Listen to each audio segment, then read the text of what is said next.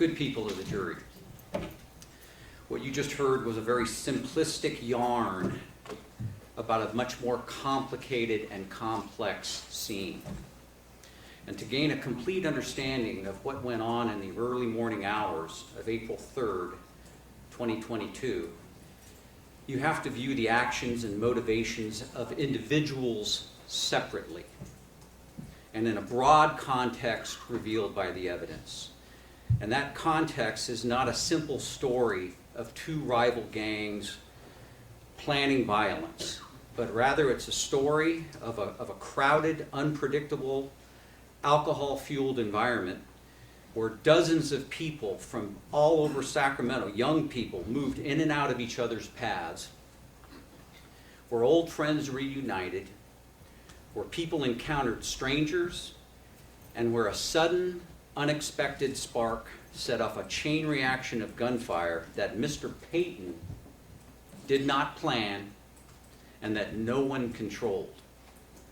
The prosecution will try to give you a simple, binary story of gang-motivated violence, but the evidence that you are going to see when you delve in to these videos tells a much more complicated story, a much more complicated scene.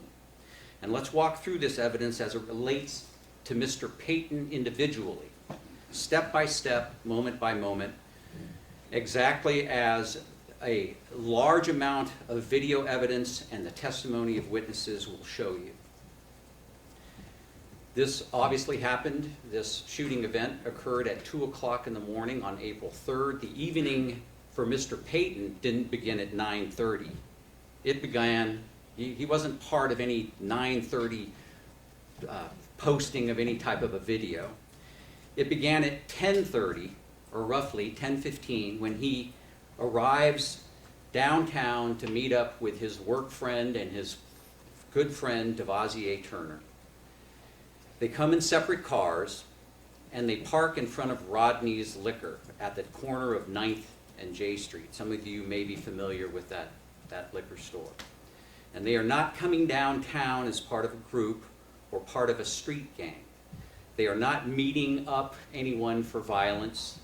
They are two friends meeting each other to go out to a nightclub, like hundreds and hundreds of other young people who come down to the area of 10th and K Street.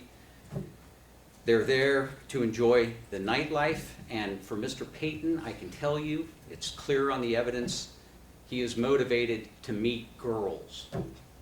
Okay, that's the purpose of him coming down to the nightlife scene on K Street.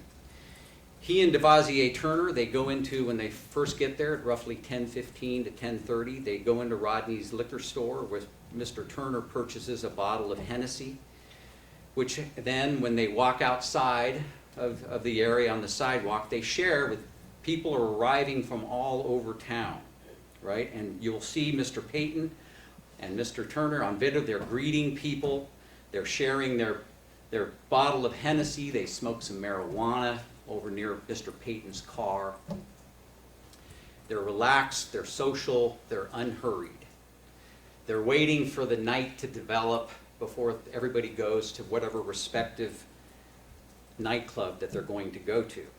And over the next hour, these people, hundreds of people arrive and they go to these various nightclubs. There's the District 30, which is where Mr. Payton and Mr. Turner go. There's the London, where a gentleman by the name of Sergio Harris and Osha White, you'll hear some of these names, they go to a separate nightclub. There's the Dive Bar, there's El Santo, there's the Boiling Crab. There are a whole bunch of nightclubs that exist in this area of downtown Sacramento, which is the locus of the Sacramento nightlife. And you'll see sometime later, while Mr. Payton and Mr. Turner are in front of Rodney's Liquor, you'll see Sergio Harris. He'll arrive separately. He also parks right in front of Rodney's Liquor. And you'll see him arrive. He'll meet up with his cousin, Ike Harris, who is going to be a witness who testifies. And they end up going into the London, and you will see him socialize people coming up to Sergio Harris. They socialize. The people seem to want to shake his hand and greet him.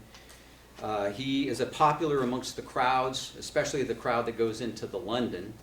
And he is popular for a reason that will become clear to you as you understand the evidence in this case. You will see that Sergio Harris and Mr. Payton do not have any prearranged agreement to meet up downtown. There is no contact between Mr. Payton and Sergio Harris beyond a brief handshake where they acknowledge each other. The evidence will show that Mr. Payton and Mr. Harris are separated by 11 years, and Mr. Payton is 27 years old, I believe at the time. Mr. Sergio Harris is 41, so they are practically, given that age group, from different generations. Mr. Payton knows who Sergio Harris is by reputation, and they did not grow up with each other. They are not part of the same group and not part of any type of gang subset. And once Mr. Payton, he breaks off, he walks, as you saw, he goes with his friend Devasier Turner into the District 30, which is about a block or so, block and a half away from where the London is on 10th Street. Once he is inside District 30, you will see that Smiley Martin and Joshua Hoy arrive downtown. Now these two people, Joshua Hoy and Smiley Martin, are two men who grew up with Mr. Payton in the exact same 29th Street neighborhood. The evidence will show that they are not gang rivals to Mr. Payton. They are not on opposite sides of a gang war. Rather, they are childhood friends. They grew up in the same 29th Street neighborhood, and they haven't seen each other in a number of years. They've remained in contact, but they have not seen each other in a number of years. And the videos that you are going to watch proves what I'm saying. It's actually there in the videos that you are going to watch.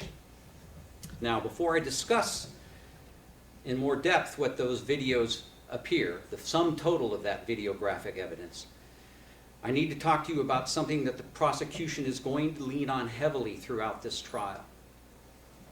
The prosecution will present a police officer witness by the name of Lieutenant Zach Eaton, who has spent a number of years investigating street gangs in Sacramento. And he will give you his opinion testimony that there has been an active gang war raging for 3 decades in Sacramento. And it's between different neighborhoods and various subsets all over Sacramento. And he will tell you, he will come in here and he will tell you that everyone involved in this case can be sorted into 2 separate categories. And that these 2 categories of people that he sorts them into can represent 2 sides of this ongoing 30-year active gang war in Sacramento. And that for these individuals that he has thus categorized, the battle lines are clear, the allegiances are fixed, and that what happened on K Street was simply the latest episode in this ongoing conflict. This opinion testimony by Lieutenant Eaton is meant to supply the evidence of this comprehensive and universal theory of what motivated all of these disparate individuals who were involved and present and were involved in this shooting that occurred down at the corner of 10th and K. And here is where you need to pay close attention to the evidence that you're about to see. You need to pay close attention to what this evidence actually shows. Many of the actual and former gang members who take the stand as prosecution witnesses have stepbrothers, they have cousins, they have second cousins, uncles, aunts, and family members from the very disparate neighborhoods and gang subsets, and they belong to these subsets that Lieutenant Eaton says are at war with each other. Their own families of these individuals cross these lines that Lieutenant Eaton is going to try to draw for you in order to supply this theory. And Lieutenant Eaton's universal and all-consuming gang war mode of opinion also conflicts what you will see generally in the videographic evidence of what is going on at K Street. You're going to see young men identified with different neighborhood gangs, embracing, socializing, and spending their evening together. The truth is, and the evidence will show, that the real relationships between these people from these gang neighborhoods are far more complicated. They are more human and they are more nuanced than the prosecution's simple two sides theory allows. And Mr. Payton's relationships and actions that night, you will see them on video and they prove it. When these downtown nightclubs and bars let out at 1:30 in the morning, you will see something that completely contradicts the prosecution's theory that Mr. Payton's actions and intentions can be explained by some innate gang hostility, or that he was motivated to act and do what he did because of an ongoing war between these two opposing factions. You're going to see hundreds of young people crisscrossing throughout the downtown area. It is 1:30 in the morning. These multiple bars and nightclubs all let out at the same time. They close down at 1:30, and the club goers have spilled out into a large social scene on K Street between 10th and 11th Streets. Young women, you're going to see in the video, there's young men and young women are socializing, trying to meet each other. Couples are stumbling, back to their cars after drinking and partying all night. It was springtime, and spring had sprung, and this is almost sort of in the post-COVID, where people who have been locked up are now going downtown and enjoying the nightlife after a period where they were not allowed to do so. The bars and nightclubs have closed. All of these party goers have spilled out onto the streets.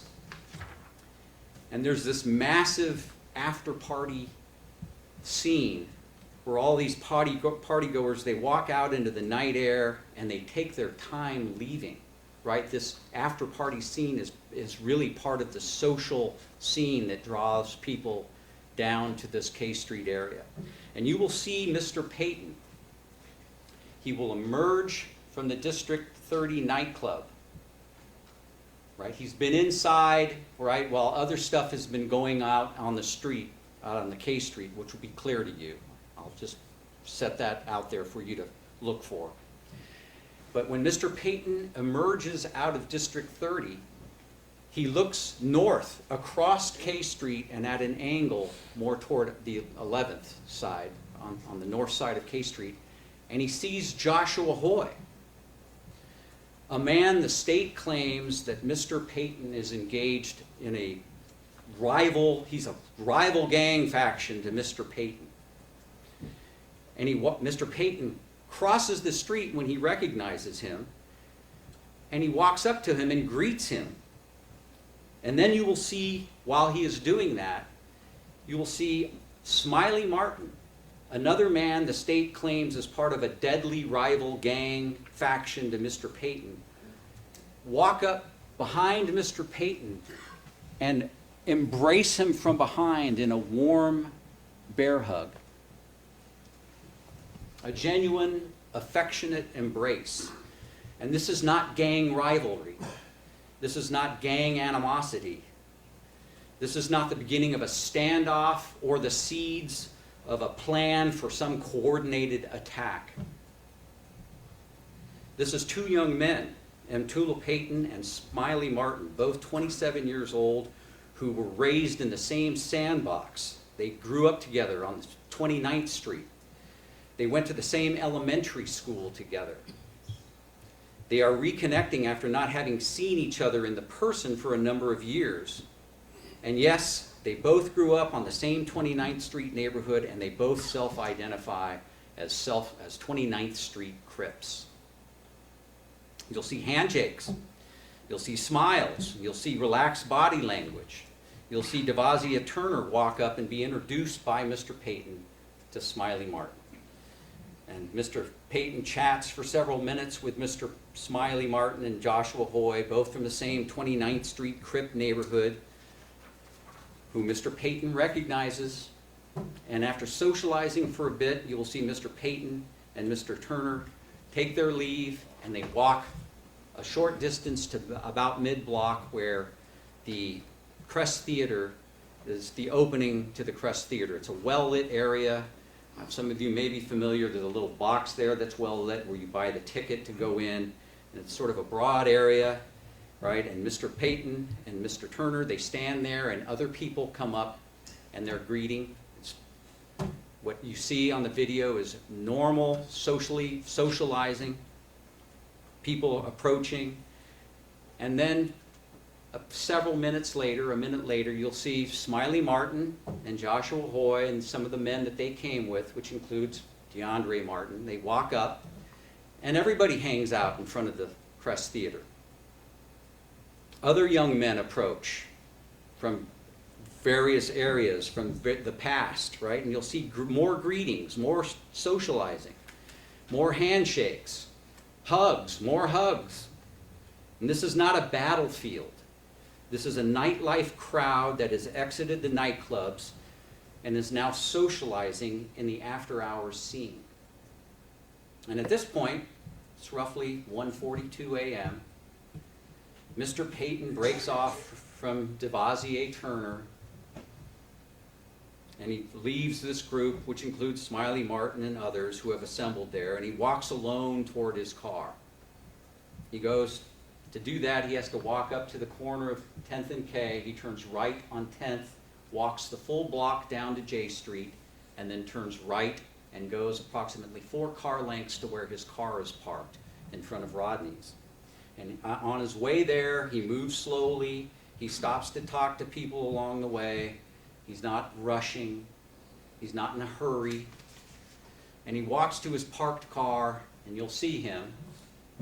And he gets into the front passenger seat of his parked car, where he spends some time, he rolls a joint, some type of a blunt or marijuana cigarette, whatever it's called. And when he is finished doing so, he sees and takes his firearm from his car, which is illegal for him to have, illegal for him to possess, but which he nevertheless carries for personal protection, and because downtown at 2 o'clock in the morning, with intoxicated crowds and young men spilling out onto the streets, he felt safer having it. And then he walked back towards 10th and K, again slowly, again stopping to talk to people, nothing about his behavior suggesting planning or coordination or intent. He's not arming himself in anticipation of using his firearm offensively or to engage in a gun battle with anyone, to and including his childhood friends, Smiley Martin and Joshua Hoy. And Smiley Martin is the mainframe. They're both 27 years old, and they're the ones who grew up together, and their parents and everything. When Mr. Payton returns to the corner of 10th and K Street, you'll see 70 to 80 people gathered there, right? This continuation of this spilled nightlife out under the crowd, this after scene, after party environment. And you'll see Mr. Payton hanging out and socializing right at the corner.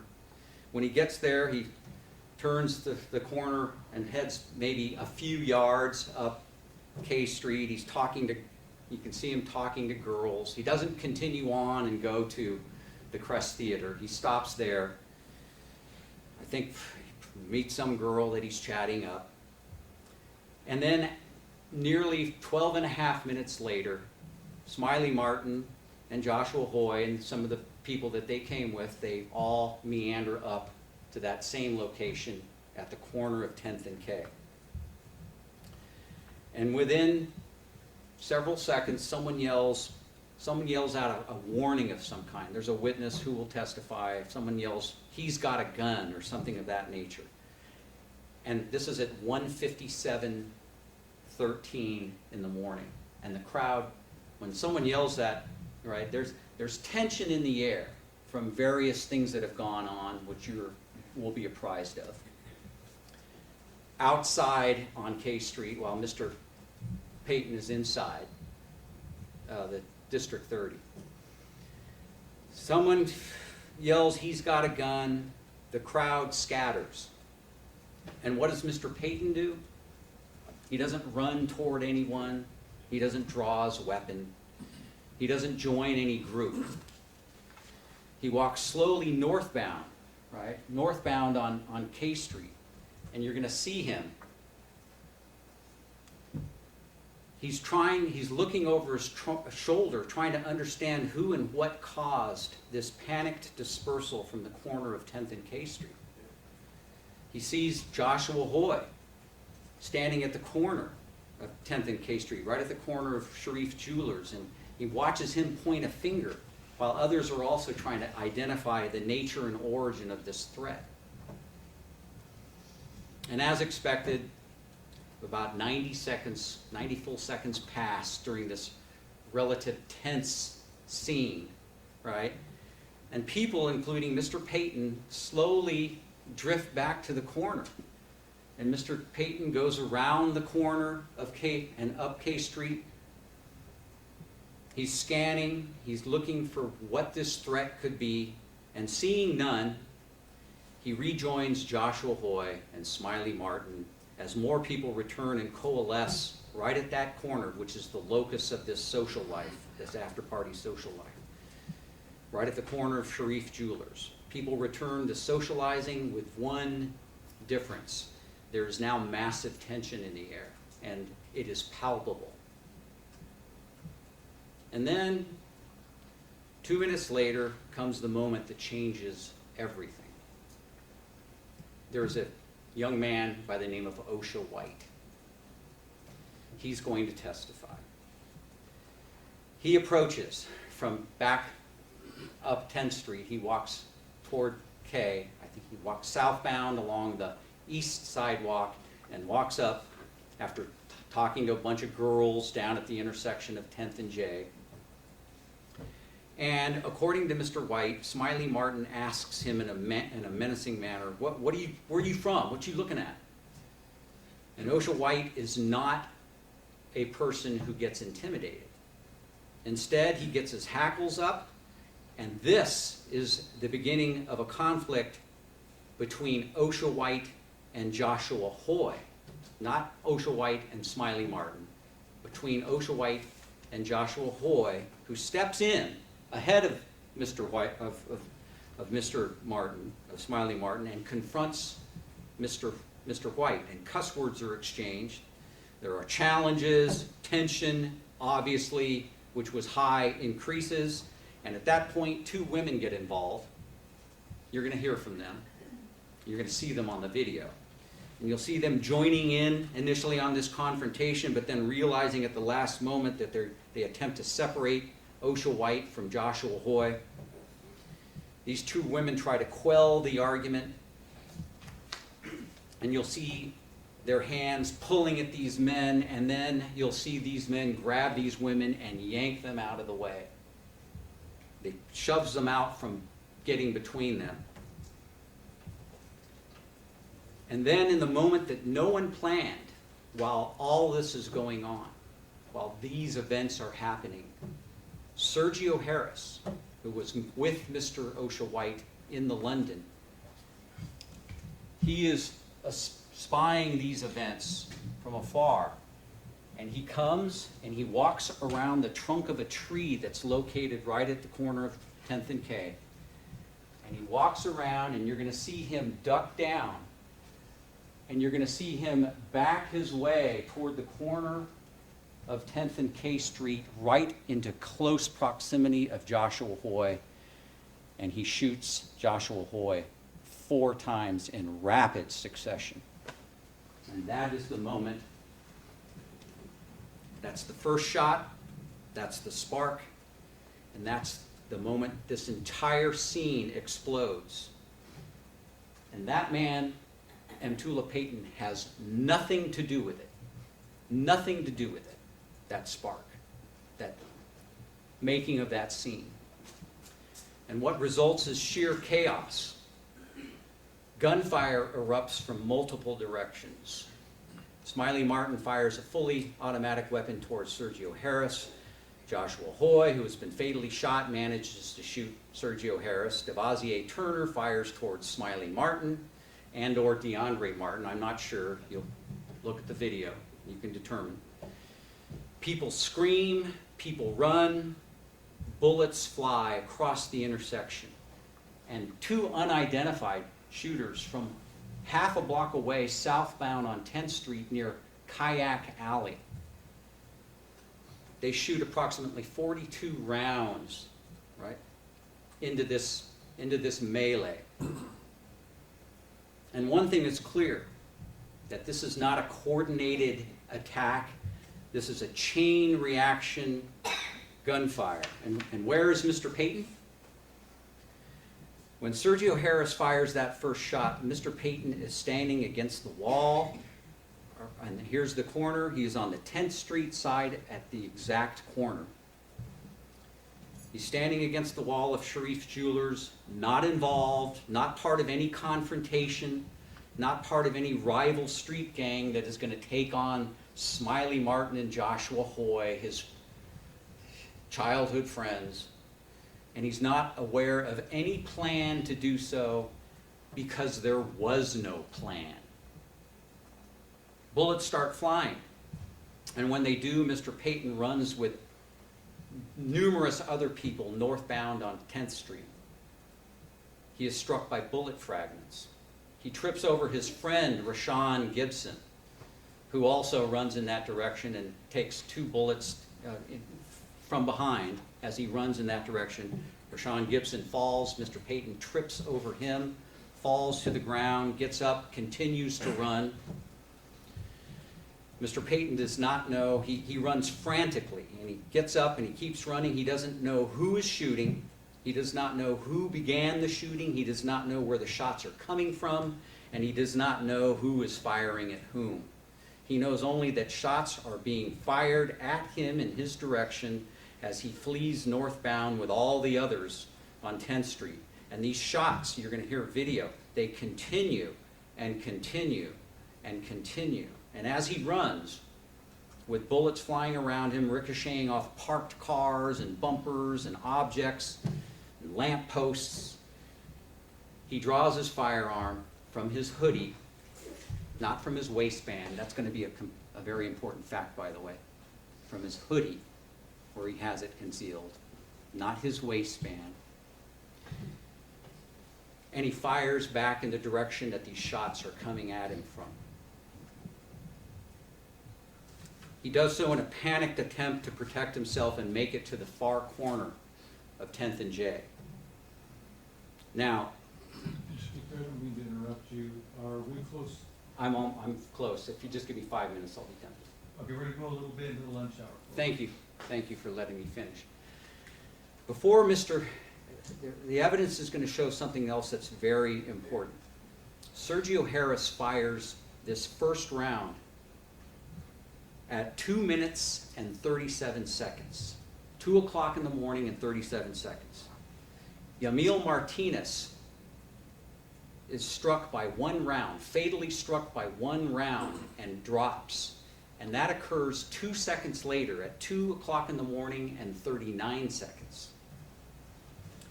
Jontea Alexander runs northbound in the same direction that Mr. Payton does, and she is struck by a single bullet which kills her at 2 o'clock in the morning and 42 seconds.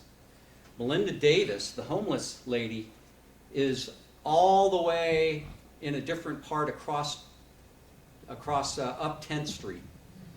And she is killed from by a single round, and we know what the origin of that is, what gun did that. It was not Mr. Payton's. Mr. Payton's shots were all fired in a southbound direction. And he does not fire his gun until 2 o'clock in the morning and 47 seconds. Mr. Payton is not the actual killer of any of the named victims or of anyone. Not by timing, not by angle, and not by forensic evidence. And because the evidence cannot show that Mr. Payton killed anyone, the prosecution will turn to a theory based on implied malice. And they'll argue that by having retrieved a gun and returning to K Street to engage in some sort of combat with rival gang members, he is vicariously responsible for everything that went down at the corner of K Street that evening, including the deaths of those 3 women. But implied malice requires intent, it requires awareness, it requires a conscious disregard for life, And the evidence will show that Mtula Payton had none of those things. He had no motive, he had no animus, no gang animus, no plan, no coordination, no communication with Sergio Harris or Devasier Turner or Osha White about any confrontation that's going to go along with, against, no role in starting the gunfire. There was no assent or agreement by Mr. Payton to engage in combat with Smiley Martin and Joshua Hoy, his childhood friends. And remember what we discussed earlier about Lieutenant Eaton's gang war framework. This neat two-sided theory that is supposed to supply the universal motive that the prosecution cannot otherwise prove. That framework collapses under the weight of the video evidence that you're going to see. It collapses under the weight of the prosecution's own witnesses. The gang members the prosecution will call to the stand, like Mr. Payton, have friends and extended family members, cousins, uncles, stepbrothers, and extended family members from the very neighborhoods and gang subsets that the prosecution says are locked in this war with each other. Mr. Payton's actions cannot be driven by these lines that Lieutenant Eaton draws. And when you put all the pieces together, the videos, the witnesses, and as specific individuals, what you see on video, and the timing and the forensic analysis, a clear picture emerges. Mr. Payton was downtown to socialize. And when the bars let out, he reunited with his childhood friends, Smiley Martin and Joshua Hoy, after he exited District 30. He retrieved a firearm for personal protection and not to arm himself against any specific individual or specific threat. He stood against a wall while a conflict not of his making blew up, and he ran for his life northbound on 10th Street after gunfire erupted, fleeing with multiple others as bullets whizzed past his ears and ricocheted off the ground and lampposts and other objects. He was struck in the thumb and the shin. He did not fire his gun until a full 10 seconds after the initial gunfire erupted and after he had run 70 feet. He fired only in a panicked response to protect himself, and his shots came too late to have caused the deaths of any of the named victims. In the end of this trial, when you've seen these videos and heard these witnesses, you will see that the prosecution's case against Mr. Payton and Mr. DeAndre Martin rests on assumptions. Assumptions about common enemies that all gang members must have, and generalizations about what Mr. Payton must have thought and how Mr. Payton must have acted in reaction to those assumed hostilities. And these generalizations will collapse under the weight of the actual evidence. With respect to Mr. Payton, this evidence is going to show friendship and socializing, not gang coordination.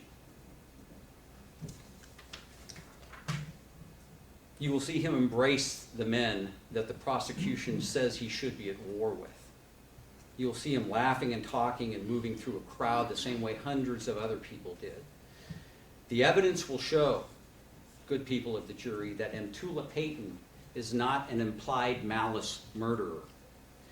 And a month from now, after we have waded through all of that evidence, I look forward to talking with you and discussing with you how the organon of the law will apply to this evidence as it relates to Mr. Payton.